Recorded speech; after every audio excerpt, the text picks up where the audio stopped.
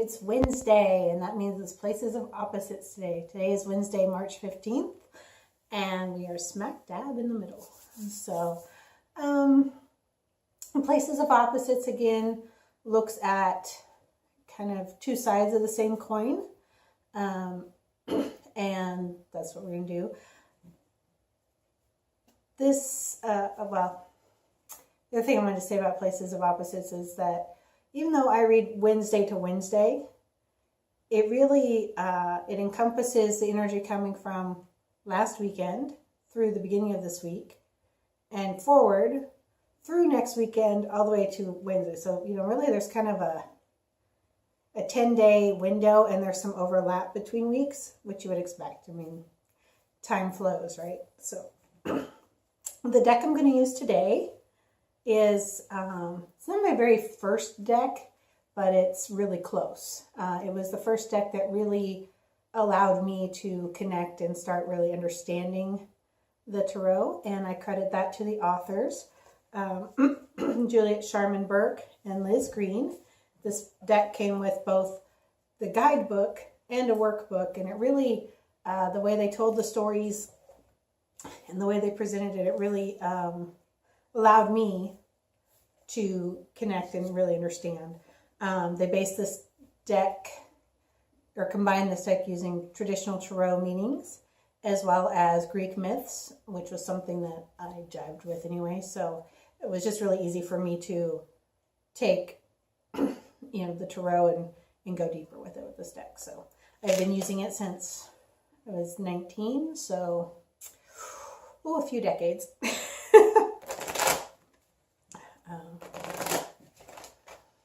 So let's just set our intent that those who need to see this video will see it, and whether it is within the timing of the week presented or they just stumble upon it, that the information will speak to you in the moment that you see it.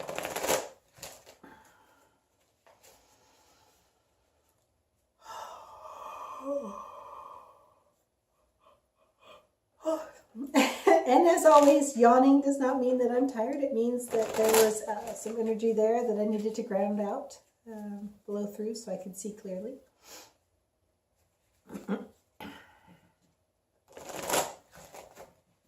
Alrighty.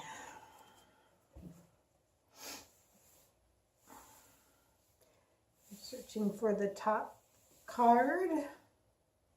The things that we know, they're evident, they're in front of us, they're on our mind. And then the things opposite that, the things that are somewhat hidden, subconscious programming, things that may be directing us that we're not aware of as much. And to the left, where we're coming from, our intellectual mind, our thoughts, the logic sense, and where we're going to are also the emotional, more intuitive side of the story. And then the center card, the resolution or theme, depends, usually both. Two cards. All right.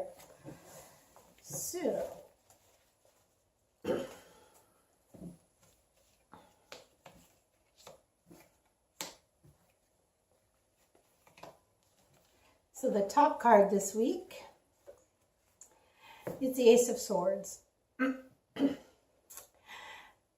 And as you can see in this deck, the Ace of Swords is represented by Athena. Typically this is all of the tremendous potential new ideas, tons of thoughts just flooding in, inspiration. It's also the power to focus and to cut away anything that might distract you, especially from the emotional realm or survival realm. It's the ability to just have divine inspiration and all these thoughts and be focused in one direction. So, and underneath that, we have a Major Arcana card of the Fool, which is represented usually as 0 or sometimes 22, depends on which deck. This card is more the intuitive, just I'm going in this direction and it feels the right way to go, and I'm going to do this thing, leap of faith, have fun. It's a very playful card, and it's a card that is called the Fool because you appear to others to not be taking into consideration consequence or dangers, things that matter, but really it is the wise fool because you are choosing to not get distracted by those things, not be limited by those things, but to take a leap of faith and go in the direction you want to go. And it's very fun, exciting, playful energy. So here we have the mind with divine inspiration and your intuition saying just go. And in a lot of ways that can look chaotic to people. It's like, what is she doing? Or what is he doing? Just going and no thought of consequences, no plan in place. They're just doing. But really I see a lot of divine guidance and inspiration in this, and a lot of people letting go of fear paradigms that have kept them in place, and just being willing to trust God that they're going in the right direction. So, and trying new things, or trying the things that's been deep in their heart. So, to the left, we have the Knight of Pentacles, which is an action card. Knights are always action cards, and in this regard, it's taking action towards securing your it's not so much your possessions, but it's like having your ducks in a row so that your living situation can take care of itself, so that you're being prosperous and taking actions, and it's kind of in a setup realm so that things are smooth over that way and you can focus more on new ideas. You're not trying to juggle or balance or and it's more of a stewardship role. So it's not taking actions in ways that you have to discover new ways of doing things to take care of yourself, but it's more the actions of just having things flowing so you can focus other ways. And it's a pretty prosperous, benevolent place to be. Like I said, it's not vibrating at survival, it's vibrating at taking care of what you have and letting what you have take care of you, kind of that give and take relationship. And that's in where we're coming from, and also in the mental arena. So it means that your thoughts, while you're having all of this inspiration and new things, are also in the realm of taking care of things so that you can move forward. Oh, my heater just kicked off. To the right, where we're going to, and also the more emotional intuition side, we have the Eight of Wands. And this is a card of smooth sailing. This is a card of traveling confidently in the direction that you intended, with a plan, with navigation, with a team.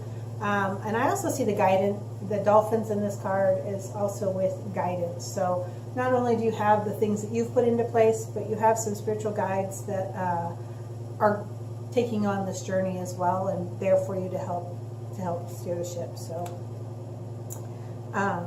but it is also moving in a new direction. So where we've got stewardship on one side, it's also because we're taking off and taking action in a new direction. The Wands is the suit of action. So we have an action card in the form of a knight and an action card in the form of momentum going with it. So you can kind of see how that's two sides of the same coin. Before you can move off in a certain direction, you got to have things stable and taken care of so that there's no distractions and you can just go with what your gut tells you. So in the center, we have two cards.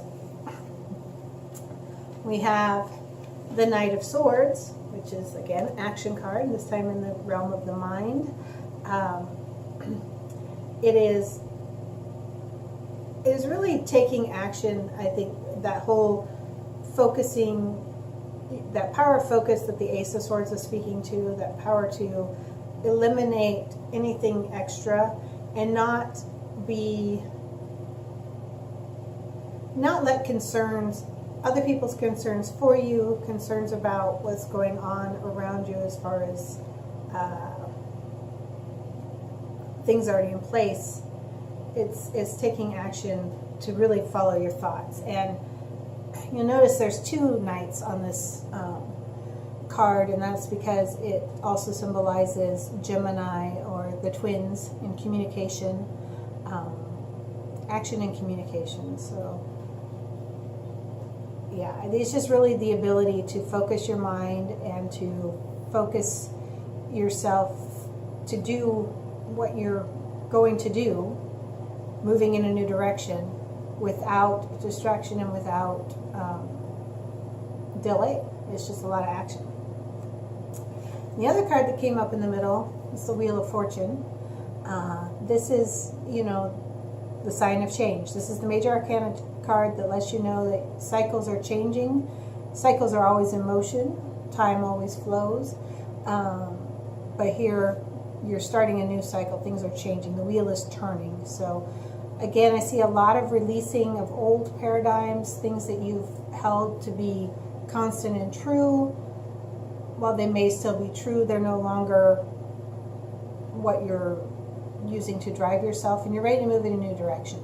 And you're ready to do it without having all your ducks completely in a row, although you definitely are taking the time to make sure that the things you have in place are continue to be taken care of and help take care of you, so you have time to move into this new direction. And even though the Fool is at the bottom, I do see a lot of planning. I mean, the 8 of Wands really has that planning feel. You've taken action, you're moving in a direction, and it is clear and focused, and you have all your resources in a row. So there is, it's not just leaping into the wild blue yonder and hoping that everything catches, but it feels that way to you because it is such a shift from what you're used to doing. So as you're looking at making changes, this whole spread is saying, yes, it is the time. You have the mental focus to do it, and you have the resources and the planning and the ability to take actions confidently in that direction, and to follow your gut, because this 8 of Wands comes up in the emotional side. This Fool comes up down in your deep hidden influences, and your mind is focused on ideas and taking care of things. So looks like a really good balance for moving forward, and just a really good confirmation that making change is the right thing right now. So they're also saying that change is change, so don't expect things to change and stay the same. It doesn't really work that way. So change may feel chaotic, even though this looks like it's really balanced as things are moving and changing, and it looks like it's by your own choice, your own, I'm pointing to the knights here, your own ability to put yourself into the role of action. So it's not the universe doing to you, it's you choosing to move forward. But the universe is saying, yes, the time is now. So that's what I see for this week in the places of opposite spread. And I hope you have a really fun time making these changes and getting good validation from following your gut. Talk to you later.